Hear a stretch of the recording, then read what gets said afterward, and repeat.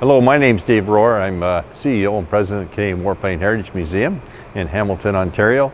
And behind me is our prized possession, Lancaster Mark 10. And this airplane was built in the site of Toronto International Airport in 1945.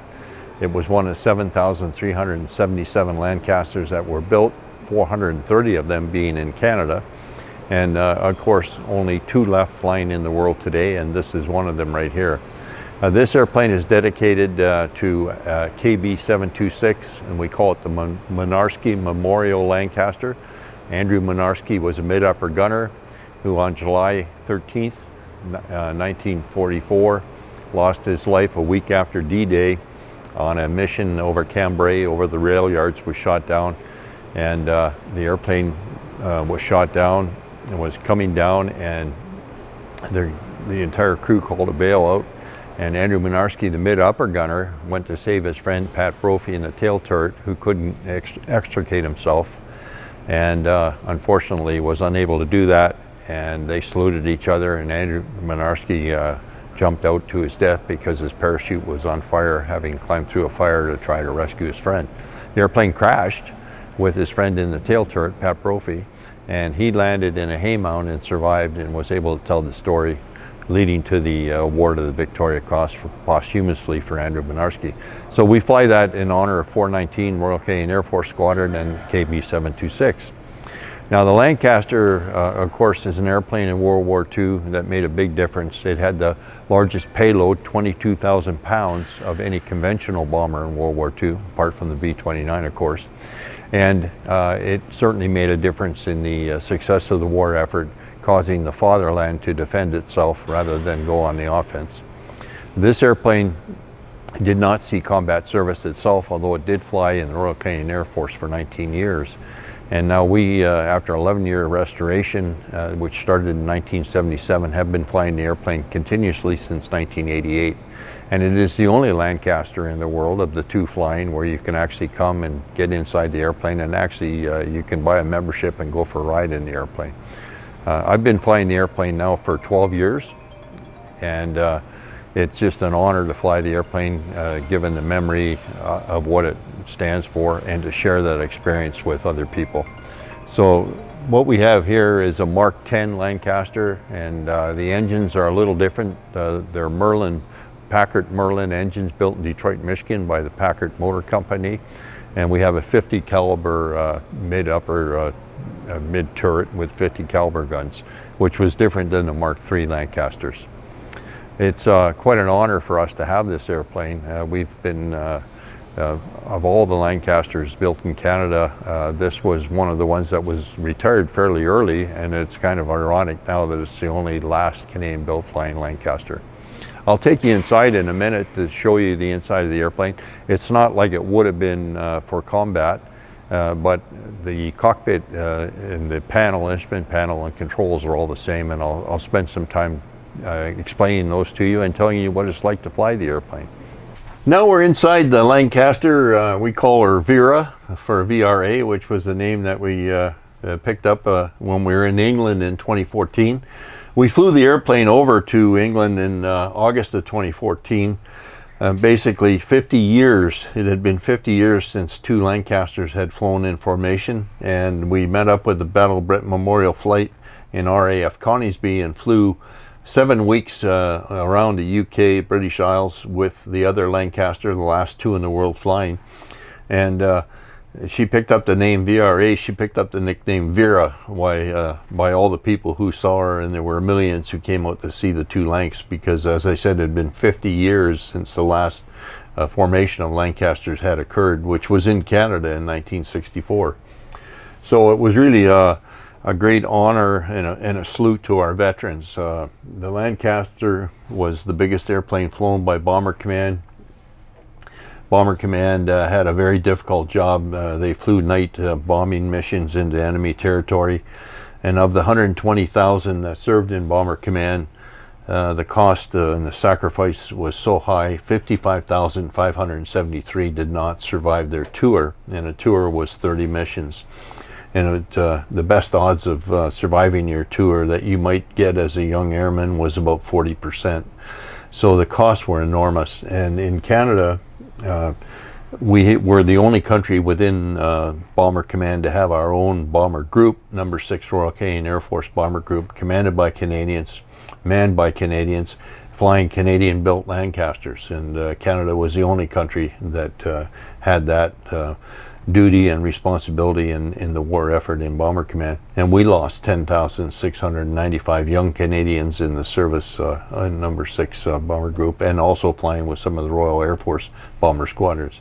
So there was a very high cost paid by all those who served in Bomber Command. And in the 8th Army Air Force, also flying B-17s had a tremendous loss rate. But it did change the outcome of the war, and it did force the enemy to defend themselves as opposed to going on the offense against the Allied forces. So to fly the Lanc, of course, with 4 Merlin engines, and the Merlin engine is historic for its impact on fighter aircraft. The Mustang was an airplane built by North American Aircraft, and it really hadn't performed very well until they mated it with a Merlin engine, and then they had a real fighter. And they had a fighter with 8 hours of fuel that could escort the day B-17 bombing trips in and out of enemy territory for the first time. So the Merlin V12, great engine, and the Lancaster was equipped with 4 of them. And as I said, ours were built by Packard Motor Company in Detroit, Michigan, and they have about 1,600 horsepower per side. And when you take off the payload on the Lancaster during wartime, you could take off with as much as 67,000 pounds, and of course 22,000 of that could be armament. And so you needed a very strong performing aircraft to be able to take off out of grass strips with that kind of weight, and the 4 Merlins certainly delivered. And so when we have the Merlin engines, the 4 engines, we have our controls here. These are the throttles, and we basically go 1 on the left, 2, 3, 4 to the right. So this is 1, 2, 3, and 4. These are our throttle controls. These are our pitch controls, 1, 2, 3, and 4 for the pitch of the blades on the engine.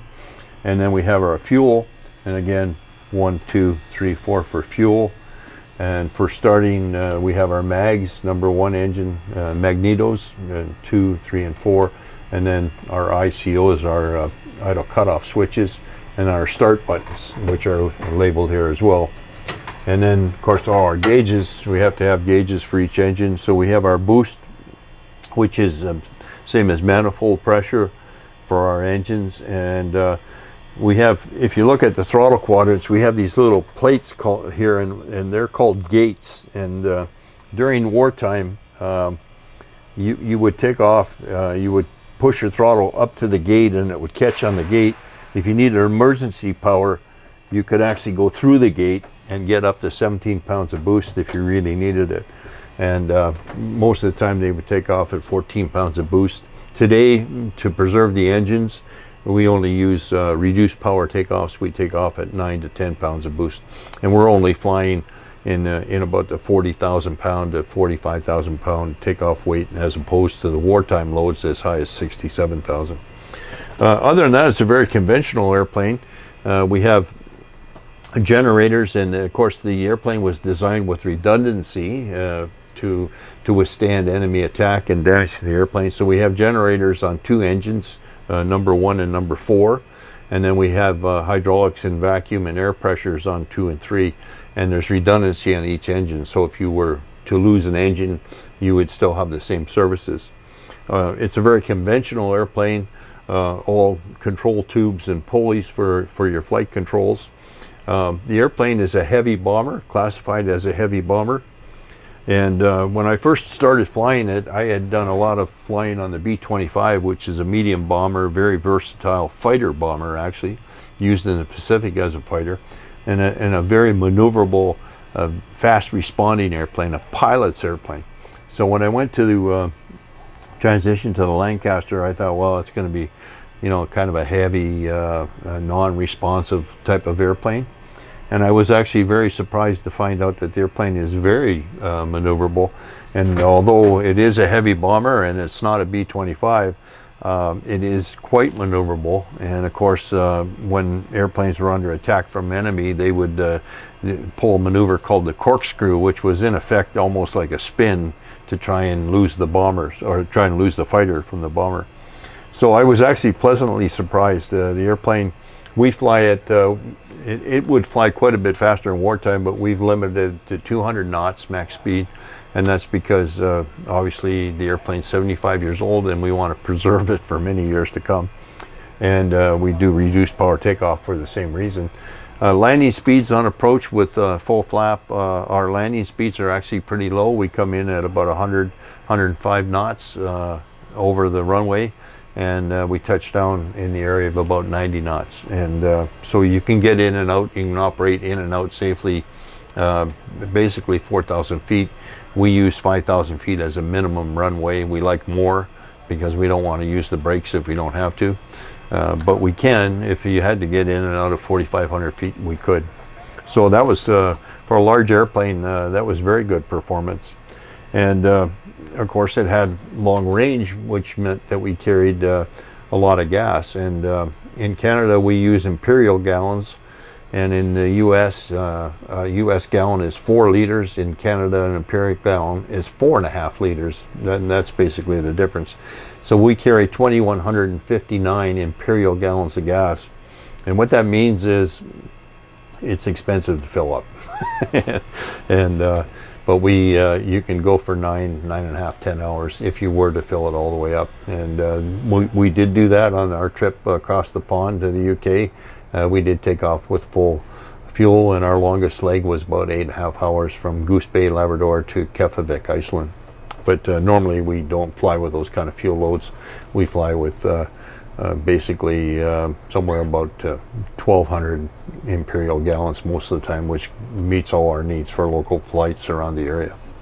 It's was a single pilot airplane in the war, so hence one seat here, and there's a fold down seat here where the flight engineer would sit next to the pilot, and we'd have the nose gunner and bomb aimer in the front. We'd have the navigator right behind me, and then we'd have the wireless radio operator behind him, then the mid-upper gunner and the tail gunner.